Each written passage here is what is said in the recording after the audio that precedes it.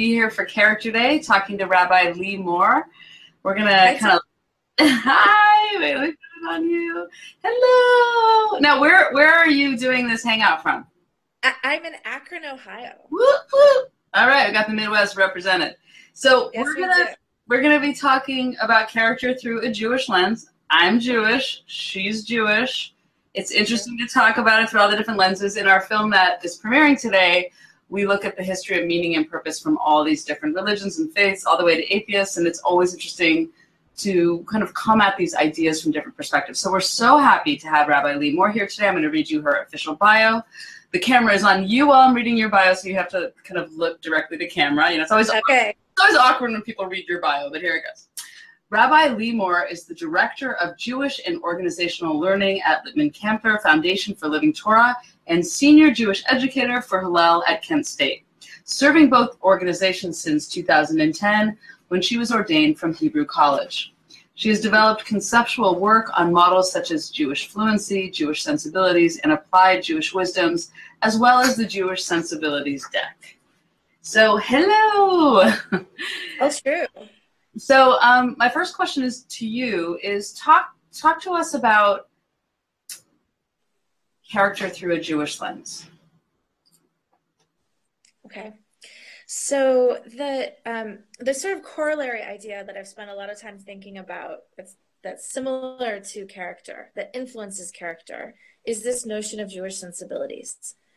And we started using this language of Jewish sensibilities, using language around like values or even character traits, because we were looking for a way to describe how is it that culture and cultural lenses get passed down through being part of a community, being part of a tradition, being part of in particular, the Jewish tradition, that are sort of like survival techniques that help us to make good choices, to help us to we say live better lives and shape a better world. So I can give you, the best way to talk about this is to give you an example, because otherwise it's also theoretical. But so one example that we think about a lot is the sensibility that we call elu ve'elu. Now this is a sensibility. It could be something somebody has and they're walking around with, and they never even know this term elu ve'elu. Elu ve'elu is just what we call it, and I'll tell you why in a little bit. The sensibility boils down to this idea that it's possible to have multiple opinions on something, and those multiple opinions could be correct. Multiple views.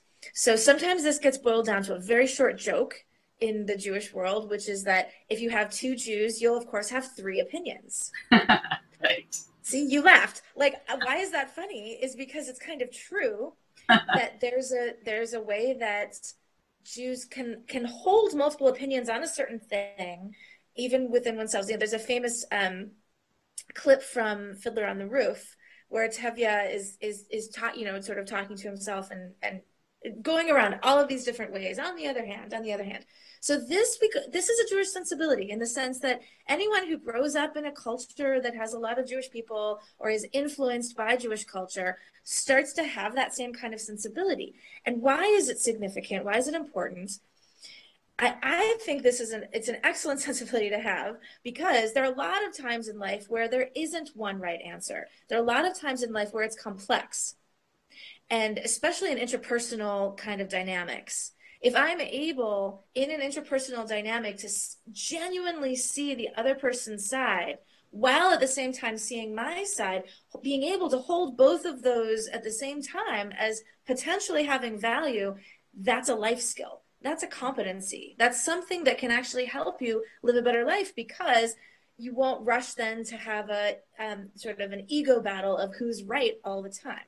It's interesting because we talk a lot about character strengths, and I mean, I love the idea of holding multiple truths, which is something my parents talked to me about, like being able to hold contradictory and multiple truths at the same time, which I think our country could certainly use more meditating on. Yes.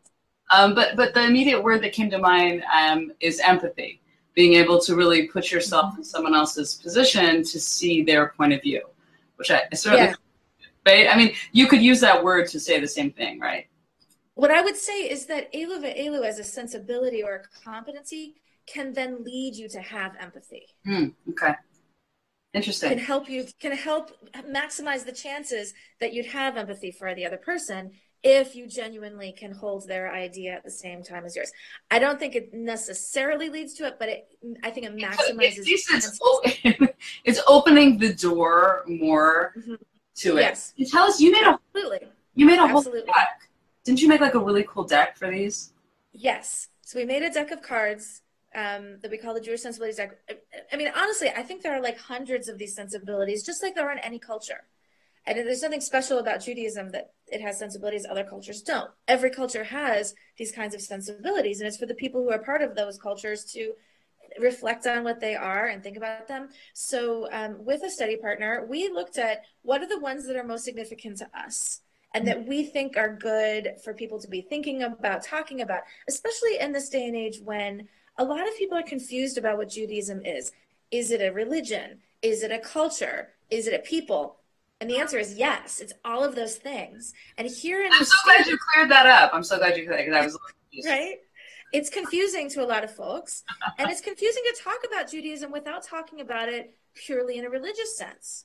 And there are historical reasons why that is around the United States and how we developed and what we're comfortable with. But the truth is that there are these cultural sensibilities that interweave with some religious practices, with religious ideas, but can also be understood in their own right to be lenses that we carry around with us. So we decided to pick 10 of those, the ones we thought were most inspiring to us, and frankly, the ones that we thought were a little bit more countercultural to what you might see in mainstream American society. Can you tell us the 10? Oh, sure. I don't know if I can do it off the cuff, but I'll try. No, as many. I just want to hear more than the multiple truths because I think. Yeah. So I'd love to tell you. Yeah. About a couple others. So another one that's one of my favorites, not to be sadistic, but we call it Sibirah, and we define it as sort of a capacity of being able to hold the fact that life is broken, even while we strive to repair the world and invest in the world and help it be a better place. There's a certain fundamental brokenness, and that mainstream American culture often does not emphasize that. It's all about our goals and what are we achieving and accomplishing. But there's a kind of oi. It's in the word oi, right? They're like oi. It's an oi. Well, even when you said that, I mean, I know it to be a truth, and it made me a little sad, but it's realistic. I think maybe we're so far. Yes. Maybe we set so many unrealistic goals of what it is that we're not acknowledging that. We say this to our children, every day something's going to happen that's going to be not right. And you have to live with that. And there are going to be lots of injustices. You have to keep fighting to fix them. But it is the reality. Life's not fair. There's a lot of inequality. Exactly. And you have to keep fighting the fight. But that's interesting. But one of the ways that we frame that one is we ask people to embrace the imperfection of being human. Both for ourselves and for others. And the messy. What's that? Yeah, exactly. It's the messiness of life. It's going to be messy. We're going to make mistakes. And there are a lot of interesting stories in our tradition that speak to this. Well, we're asking everyone, we're doing kind of a social media campaign where people say the world needs more blank right now. And we're having people look at our character strengths, the making of a mensch poster or the periodic table of strengths poster. What does the world need more of? And what do you think the world needs more of right now? Well, I have two specific things. And it's interesting you brought up empathy earlier because that's one of them. I think the world needs more empathy and critical thinking. Define critical thinking. I love it when people define critical thinking because it's used a lot, and I don't think people break it down in their minds. So please do. Yeah, and this is very much how I was raised. Just the ability to be able to take a step back from any situation and see what are the causes and conditions that created the situation, to be able to hold ideas in our minds and discuss those ideas as ideas. Before we get any kind of opinions going about them or emotions around them. And I mean, that's at the most basic level. That's what I mean. Is you mean literally like just being able to doing the work of trying to really unpack what's happening before you jump to a conclusion? yes, let alone jump down somebody else's throats for their conclusions. I feel like we're so the combination of our short attention spans, Yes. our readiness to have reactions, our inability to kind of calm down and be less reactive, just to see things as they truly are, and be able to discuss the ideas that are out there. I don't know if that's a satisfying definition. No, I mean, empathy and critical thinking is a pretty wonderful combination of things that we need. And putting the two of them together. Just if we can actually, you know, I mean, one of the good things about the time we're living in is that we are able now to really see a lot of different narratives and a lot of different stories around how did things end up being the way they are now. And how can we understand the causes and conditions that have led to our current circumstance? In other words, not just having one particular narrative of what history is. And that's important. It's important to be able to see multiple narratives, as we were saying before, of how did we end up in the circumstance that we're in now. But before we jump to conclusions about those or start accusing others, to be able to take a deep breath, give ourselves that kind of space to understand that humans are imperfect, and then try to see what are the ideas that we can agree on, what are the ideas that need to be opened up a little bit more and understood how our circumstances came to be the way they are.